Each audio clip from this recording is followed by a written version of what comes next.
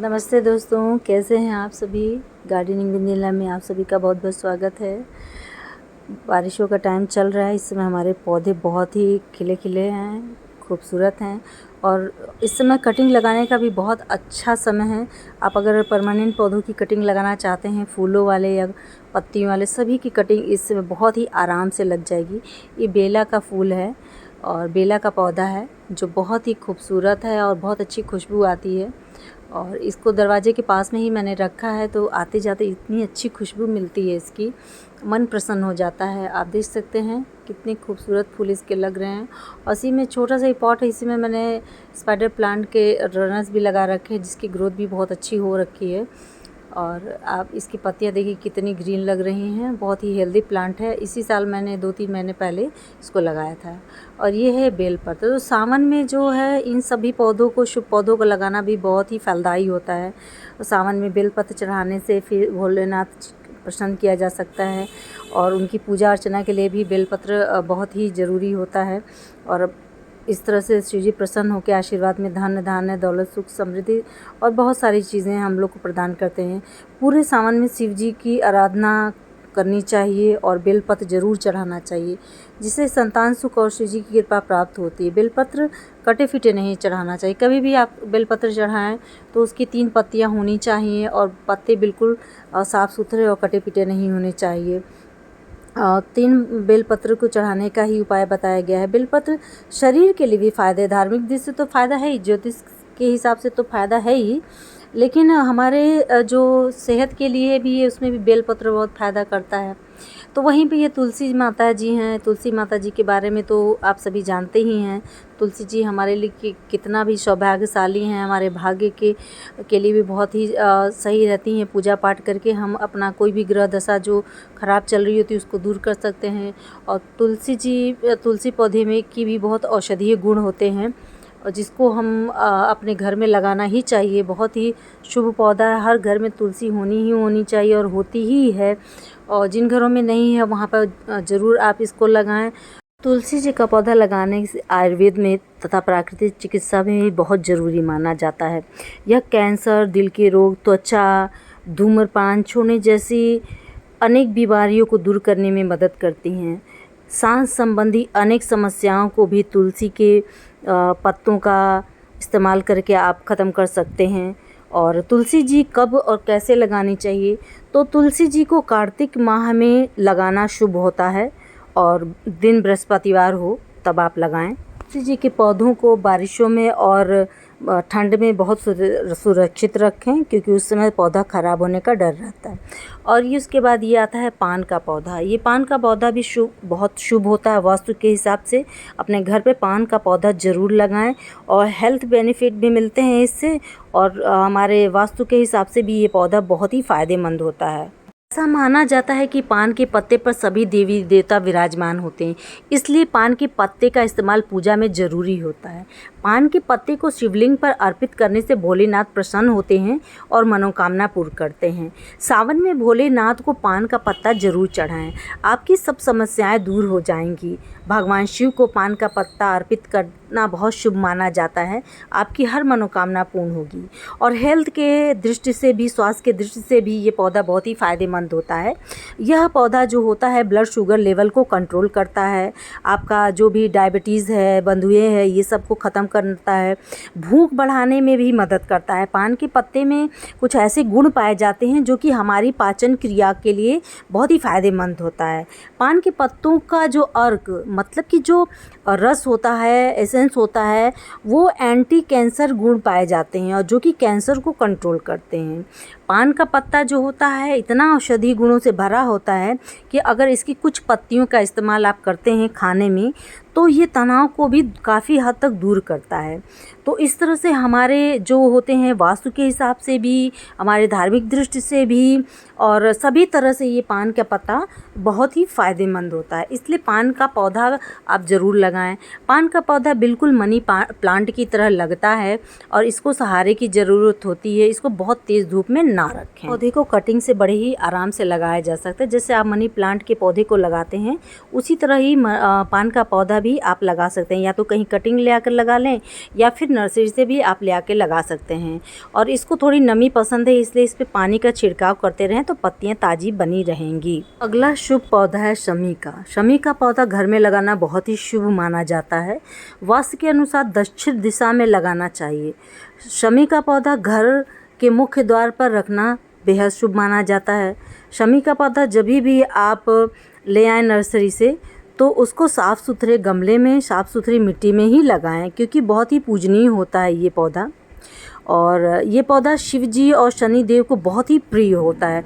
सावन माह चल रहा है, सावन में शिव जी और शनि देव पर ये शमी की पत्तियां चढ़ाकर पूजन करें तो आपकी सभी बाधाएं दूर होंगी, सुख समृद्धि आएगी घर में और स्वास्थ्य लाभ भी बना रहेगा। शमी का पौधा दैवीय और बहुत ही शुभ माना जाता है। पौधा वास्तु के हिसाब से तो शुभ होता है, ये स्वास्थ्य के हिसाब से भी बहुत ही फायदेमंद है। त्वचा से जुड़ी कोई भी समस्या हो तो शमी की लकड़ी उसके लिए बेहद ही फायदेमंद हो सकती है। फोड़े फुंसी होने पर शमी की लकड़ी को घिस कर लगाने से इस समस्या से दूर हुआ जा सकता है। खराब कोलेस्ट्रॉल को कम करता है और गुड कोलेस्ट्रॉल को बढ़ाने में शमी बहुत ही फायदेमंद होता है। घर पे ये शमी का पौधा आप ज़रूर लगाएं और इसके शुभ लाभ पाएं। दूसरा पौधा है, ये है नाइट जैस्मीन हरसिंगार, जो कि बहुत ही फ़ायदेमंद पौधा होता है। ये सभी तरह के जोड़ों में इसकी पत्तियां बहुत ही फ़ायदेमंद होती है अगर स्वास्थ्य के हिसाब से देखा जाए तो।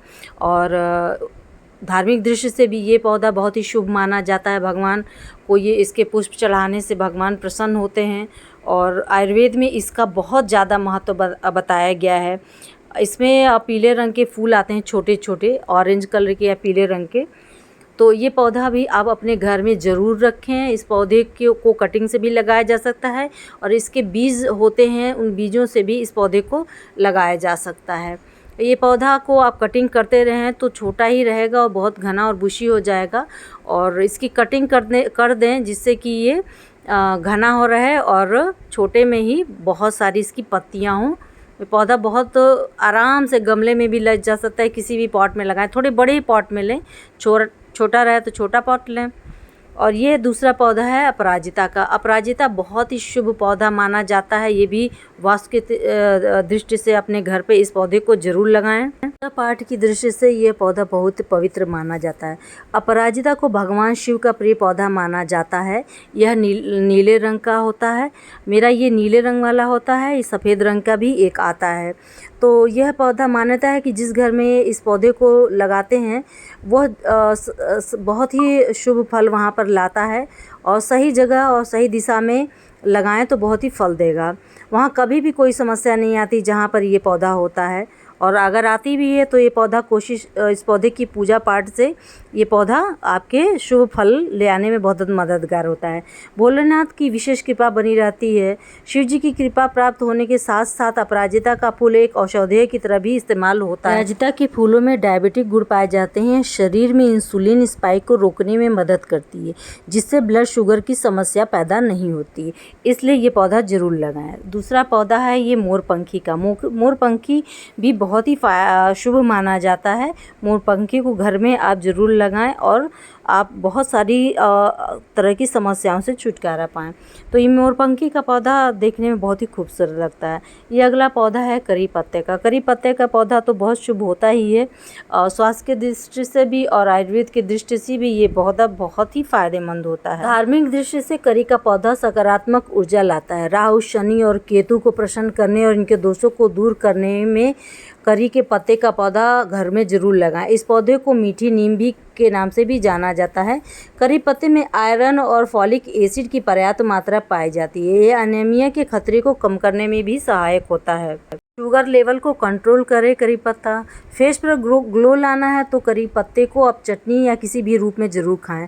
वजन को भी कम करने में भी बहुत सहायक होता है और हाई ब्लड प्रेशर को कम करने में काफ़ी मदद करता है। ब्लड प्यूरीफायर प्लांट माना जाता है, खून को शुद्ध करता है। साथ ही अगर आपको एनीमिया है, मतलब कि खून की कमी, तो करी पत्ती जिसे मीठी नीम भी कहते हैं, अपने खाने में कहीं ना कहीं किसी रूप में ज़रूर शामिल करें। एक्जिमा अगर खुजली है तो उससे भी राहत दिलाने में सहायक होता है। इसकी पत्तियों को उबाल करके या पीस करके उस जगह पर आप ज़रूर लगाएं। धनिया पुदीना के साथ इसको चटनी बना करके भी खा सकते हैं।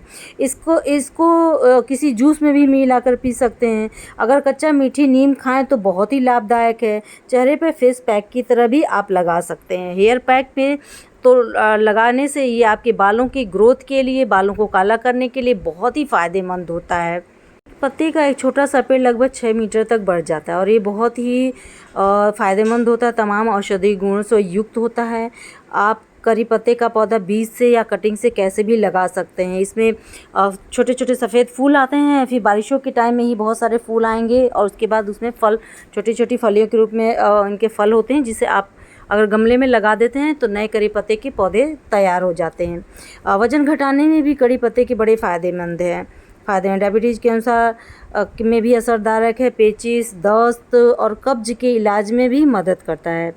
बैक्टीरिया को खतरे को भी कम करता है। तो इस तरह से इन औषधीय गुणों वाले पौधे और धार्मिक दृष्टि से भी शुभ माने जाने वाले पौधों को आप ज़रूर अपने घर पर लगाएं। इस टाइम नर्सरी में भी मिल सकता है, कटिंग से लगाएं, बीज से लगाएं और इस तरह से इन सभी पौधों को अपने घर में ज़रूर दें। ये परमानेंट पौधे हैं जो आपको बहुत ही फल देने वाले होते हैं धार्मिक और स्वास्थ्य की दृष्टि से। उम्मीद करती हूँ आपको मेरा ये वीडियो पसंद आया होगा। प्लीज़ लाइक करें, शेयर करें, कमेंट करें और अगर मेरे चैनल पर हों तो प्लीज़ सब्सक्राइब ज़रूर कर लें। फिर नेक्स्ट वीडियो में मिलती हूँ एक नए टॉपिक के साथ। तब तक आप सब लोग अपना बहुत बहुत ख्याल रखें और इसमें ढेर सारी कटिंग लगाएं और नए नए पौधे लगाएं, सभी लग जाएंगे। Okay friends, bye bye.